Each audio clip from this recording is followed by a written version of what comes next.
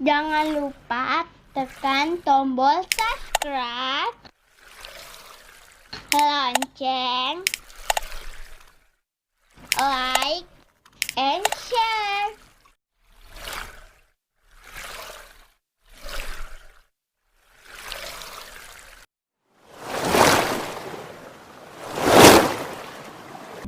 Baiklah adik-adik, bertemu lagi bersama kakak. Hari ini kita akan belajar tentang kelas 3. Di tema 3 masih. Hari ini kakak akan menceritakan sedikit pengalaman Dayu bersama ibunya membuat atau memasak di dapur. Hari Minggu Dayu dan ibunya membuat masakan istimewa. Dayu membantu ibunya menimbang bahan yang diperlukan dalam membuat kue. Di dalam membuat kue itu, supaya kuenya itu enak, pas, makanya membutuhkan timbangan kue. Ibunya menggunakan kompor gas untuk memasak di dapur. Kompor gas itu menggunakan gas yaitu yang dinamakan dengan LPG. LPG ini liquid perform gas. Ingat, LPG ini atau gas ini termasuk benda yang berwujud gas. Itu dia. Kalau menggunakan gas ini memang ada manfaatnya, yaitu manfaatnya mudah dalam penggunaannya. Ingat, menggunakan tabung gas ini atau gas ini yaitu memudahkan dalam menggunakannya, karena tinggal ditekan on off aja, itu dia. Kemudian juga dapur lebih bersih dan juga lebih praktis. Namun hati-hati adik-adik, menggunakan tabung gas ini sangat berbahaya, karena kalau bocor kita tidak tahu, kita hidupkan, ini berbahaya, bisa meledak. Itu dia. Kemudian adik-adik, dalam menimbang itu memang kita butuh pengetahuan juga. Yang jelas kita harus tahu tentang satuan berat. Kemarin sudah kakak terangkan. Di sini adik-adik ada latihan di buku kalian ini masih berhubungan dengan satuan berat. Perhatikan dulu, ini kakak bacakan dulu perintahnya. Di sini bantulah Lani cara membaca timbangan kue. Gunakan satuan kilogram dan gram. Ingat, kalian dituntut di sini untuk mengisinya dalam satuan kilogram dan gram. Kemarin kakak sudah mengajarin juga kalian, yaitu tentang satuan berat ini. Kalian harus tahu dulu tangganya. Ini perhatikan, ini tangganya. Berarti yang pertama kilogram, baru yang keduanya hetogram, AG atau on. Kemudian selanjutnya dekagram. Baru di bawahnya adalah gram. Ini kalian perhatikan. Ingat, kalau turun ke bawah ini dikalikan 10. Tinggal kalian hitung aja ada berapa tangga turunnya. Di sini ada 1, 2, 3. Jadi ada 3 tangga. Berarti kalikan 10-nya itu ada 3 kali. Itu dia. Jadi kalau kalikan 3 kali ini cukup kalian tambahkan aja nolnya. Ini nolnya ada 3. Jadi ini kakak hapus, 0 ada 3. 0 ada 3. Jadi 1000. Tinggal satunya dikali, jadi 1000 gram. Jadi kalau 1 kilogram sama dengan 1000 gram. Itu rumus umumnya. Ingat, jadi 1 kilogram sama artinya dengan 1000 gram. Oke, baiklah adik-adik. Di sini kalian dituntut untuk mengisinya. Nah, ingat, timbangan itu banyak kalian temuin macam-macam. Nah, yang jelas di dalam timbangan itu biasanya tertulis di sini on. Nah, di dalam on itu sebenarnya bisa kalian menghitung gram. Nah, jadi dalam on itu menghitung gram. Yang jelas kalian harus ingat, dalam 1 kilo tadi, dalam 1 kilo ini, nah ini 1 kilo sama artinya dengan 1000 gram. Itu dia yang perlu kalian ingat. Nah, timbangan itu kadang-kadang di sini ada ini kan timbangannya kilogram, udah ada angkanya masing-masing. Contoh ada angkanya 1, 2, 3, 4, 5. Nah, ini menunjukkan kilogramnya. Nah, sedangkan tanda-tanda ini sebenarnya menunjukkan on atau gramnya. Nah, itu dia. Nah, di sini timbangan ini titik-titik kecilnya, komanya ini ada 1, 2, 3, 4, 5. Nah, ini 5. Berarti ini menunjukkan 5 titik-titiknya. Sebenarnya timbangan itu ada yang 5, ada yang isinya 10. Nah, itu dia. Mau 10 mau 5, yang penting kalian ingat. Jadi kalau dia di sini nih hanya 1, 2, 3, 4, berarti 5. Nah, ini ingat, dalam 1 koma ini mewakili sebenarnya 200 gram. Nah, itu dia. Kemudian ada lagi nih 2 berarti 400. Kalau titik yang ketiganya adalah AB4 600. Nah, titik ketiga 600. Nah, titik keempatnya 800.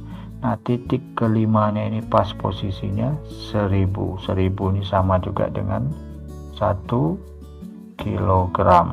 Ingat, 1 kilogram. Nah, itu dia. Nah, jadi itu yang paling kalian ingat. Jadi ini dalam soal ini 1 koma ini mewakili 200 gram. 200 gram. Jadi itu dia. Nah, langsung aja kita isi. Untuk soal seperti ini kita isi aja langsung. Oke. Nah, di sini jarum ini menunjukkan angka 5. Nah, 5 ini kan kilogram, berarti dia posisi 5 kilogram. Namun di sini ada koma lebih sedikit 1 garis. Nah, tadi sudah kakak bilang kalau dia 1 garis ini mewakili 200 gram. Nah, berarti ini 5 kilogram, 200 gram. Nah, ini untuk nomor 1-nya. Kemudian nomor 2-nya ini perhatikan. Nah, ini posisinya melebihi dari angka 4. Kita tulis berarti 4 kilogram. Namun titiknya ada berapa nih sampainya? Kita hitung 1, 2, 3. Nah, 3. Kalau 3 itu berarti 1 ini ada 200, berarti 3 dikali 200. Nah, 200-nya nolnya kita tulis aja di sini. Tinggal kita kali 2 kali 3 berarti 600 gram. Nah, kemudian untuk soal nomor 3-nya. Nomor 3-nya kita perhatikan. Nah, nomor 3-nya ini kita perhatikan soalnya. Nah, di sini angkanya 3 sudah, tapi dia lewat. Kita tulis 3 kilogram. Nah, lewatnya berapa? 1, 2. Berarti 2. Nah, ingat tadi 1 ini mewakili 200. Kalau 2 berarti dia 400. Tak perlu kita cari lagi, langsung aja 400 gram. Nah, ini untuk 1, 2, 3. Nah, kemudian ke bawahnya lagi. Oke, ke bawahnya kita geser. Nah, ini untuk bawahnya.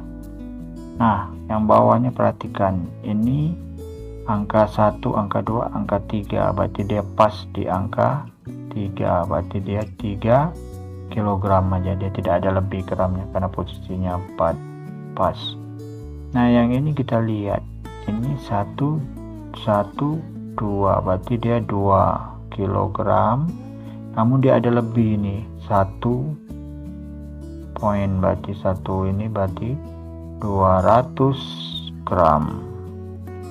Dan soal ini lagi, nah ini pas di angka 5, berarti dia di angka 5, dia tak ada koma, berarti 5 kilogram. Ini untuk soal yang ini.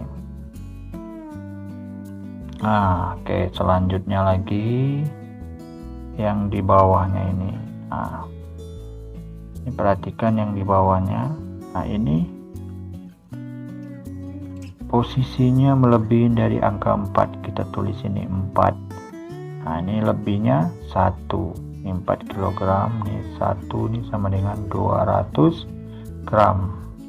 Nah soal selanjutnya lagi, nah di sini posisinya angka 5 lebih, nah berarti ini angka 5 kilogram, sisanya kita hitung 1, 2, 3.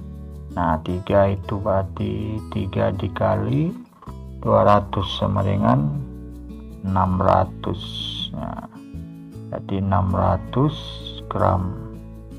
Ini posisinya pas di angka 2, berarti dia 2 kilogram. Nah itu dia. Nah perhatikan selanjutnya ini.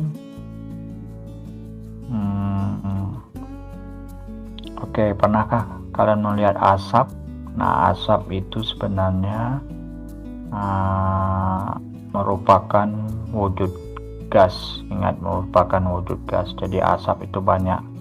Contoh yang kalian lihat, misalnya asap kendaraan, motor atau mobil, atau hasil pembakaran sampah dari kemudian, atau asap pabrik.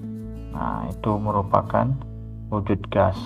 Ingat, ini wujud gas yang bisa masih dilihat. Kenapa? Karena bisa dilihat karena dia masih bercampur dengan benda padat juga. Nah benda padat tuh kalau misalnya asap tuh misalnya lagi terbakar, itu tuh bercampur dengan debu-debu. Nah itu yang membuat dia seolah-olah nampak, karena debu itu salah satu benda padat. Oke, perhatikan lagi selanjutnya ini. Nah ini, di sini Udin sedang membaca berita tentang bencana kebakaran. Nah, kebakaran yang terjadi di wilayah Indonesia selama tahun 2015. Nah, di sini ada bacaan beritanya. Nah, perhatikan. Nah, ini ada bacaan berita. Nah, nanti bacaan di sini kalian berdasarkan bacaan tersebut. Nah, kalian nanti dituntut untuk mengisi, ada latihan. Setelah membaca ini nanti di bawahnya ada latihan. Nah, latihan itulah kalian isi sesuai dengan bacaan tersebut. Oke, kakak baca aja langsung di sini. Nah, oke, kita baca. Presiden ajak masyarakat gotong royong tanggulangi kebakaran hutan. Nah, ini beritanya hari Rabu 23 September 2015 jam 19:25 WIB. Nah, Banjarbaru Antara, jadi surat kabarnya Banjarbaru Antara. Oke, kakak mulai aja. Presiden RI Joko Widodo mengajak seluruh lapisan masyarakat bergotong royong dalam menanggulangi kebakaran hutan dan lahan sehingga dampak buruknya bisa dikurangi. Masyarakat harus bahu-membahu membantu karena gotong royong adalah jalan keluar menanggulangi kebakaran hutan dan lahan. Ujarnya di Banjarbaru Kalsel Rabu.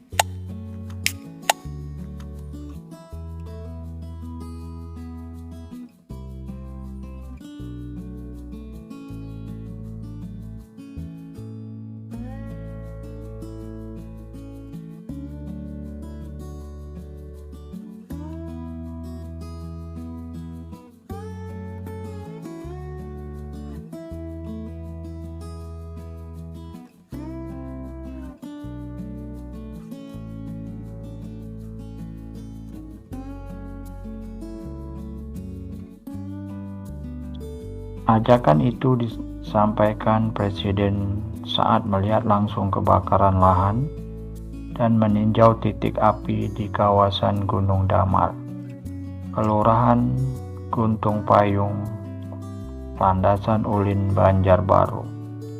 Presiden meminta masyarakat ikut berperan aktif mencegah terjadinya kebakaran hutan dan lahan, sehingga dampak buruk berupa kabut asap tidak merugikan banyak pihak. Dibutuhkan kesadaran masyarakat menjaga lingkungan agar terhindar dari pembakaran lahan. Di samping kesadaran tidak membakar lahan dan semak di sekitarnya, pesan Presiden. Nah, itu dia bacaan. Setelah kalian baca bacaan tersebut dengan baik-baik, dengan teliti,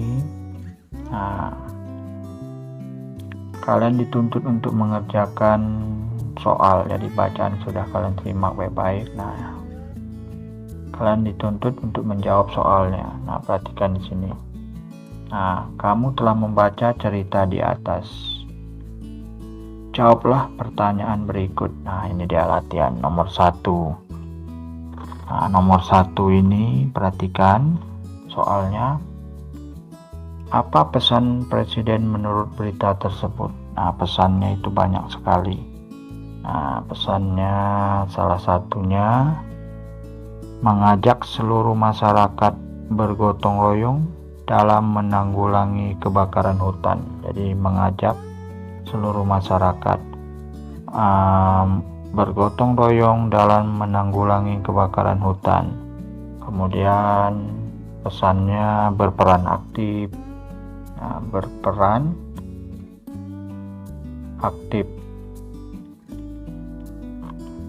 mencegah terjadinya kebakaran, mencegah terjadinya kebakaran. Itu dia. Kemudian apalagi pesannya banyak.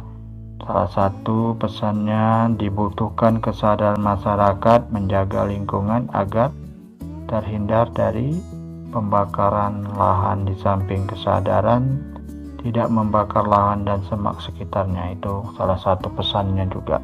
Itu soal nomor 1 jawabnya.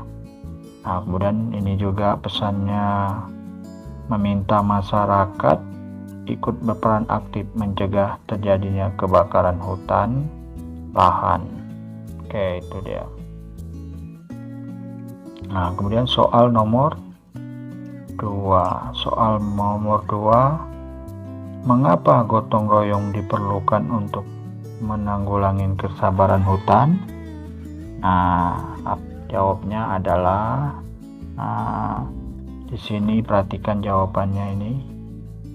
Jadi soal ini nomor 2 ini, mengapa gotong royong diperlukan untuk menanggulangi kebakaran hutan? Jadi kalian jawabnya ini. Gotong royong adalah jalan keluar menanggulangi kebakaran hutan dan lahan. Itu untuk jawaban nomor 2. Jadi jawabannya itu. Ini jawaban nomor 2. Kemudian nomor 3. Apa yang harus dilakukan masyarakat? Apa yang harus dilakukan masyarakat untuk mengurangi kebakaran hutan selain dengan gotong royong? Jawabnya ini dia. Jawabnya ini dia. Dibutuhkan kesadaran masyarakat menjaga lingkungan. Jadi nomor 3 tadi soalnya. Dibutuhkan masyarakat menjaga lingkungan agar terhindar dari pembakaran lahan, di samping kesadaran tidak membakar lahan dan semak sekitarnya. Itu untuk nomor 3. Kemudian soal nomor 4. Tuliskan pengalamanmu dalam bergotong royong. Kalian tuliskanlah. Setiap pengalaman itu berbeda-beda. Mungkin teman kalian punya pengalaman berbeda-beda. Jadi tuliskanlah misalnya pengalaman kamu selama bergotong royong, kamu bisa berkenalan misalnya dengan teman baru. Nah, kan itu pengalaman kamu.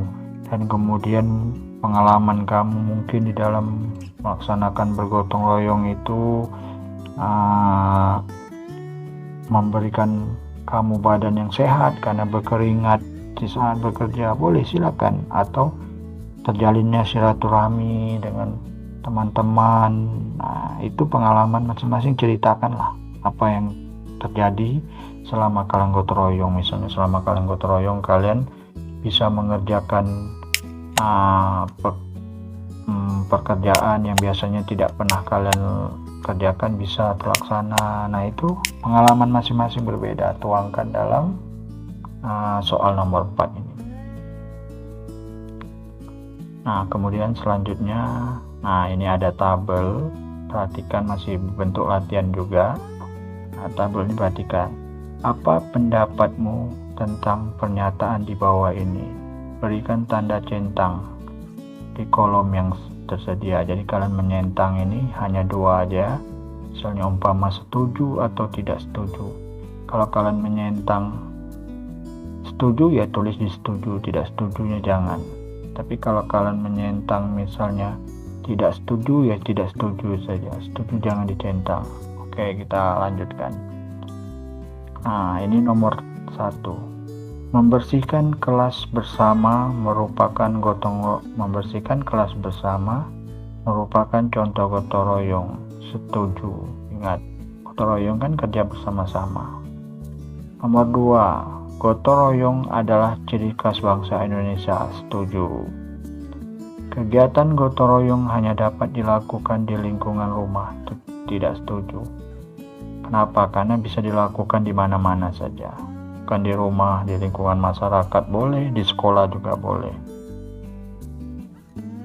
Nomor 4. Gotong royong membuat pekerjaan yang sulit menjadi mudah. Betul, jadi setuju. Nah, kemudian lanjut lagi nih, nomor 5. Kegiatan gotong royong harus dilakukan dengan ikhlas. Betul, setuju. Kemudian gotong royong akan mempererat tali persaudaraan. Setuju. Tidak turut serta bergotong royong karena jumlah orang yang ikut gotong royong sudah banyak. Itu tidak setuju. Mau banyak tidak, kita harus ikut bergotong royong. Nah, kebiasaan gotong royong mulai berkurang khususnya di kota besar. Benar sekali. Kadang-kadang di kota besar ini, karena segala sesuatu itu, jasa itu sudah bisa dibayar. Nah, jadi pekerjaan itu bisa diupahkan atau dibayar. Makanya sifat gotong royongnya agak berkurang. 9. Kita harus melestarikan kegiatan gotong royong. Betul. Setuju. Contoh kegiatan gotong royong di kelas adalah mengerjakan soal ujian bersama-sama. Nah, ini tidak setuju, ini salah. Bukan ini maksudnya gotong royong. Ini sama juga dengan mencontek. Nah, mungkin demikian aja adik-adik. Semoga video ini bermanfaat untuk kita semua. Jangan lupa tekan tombol subscribe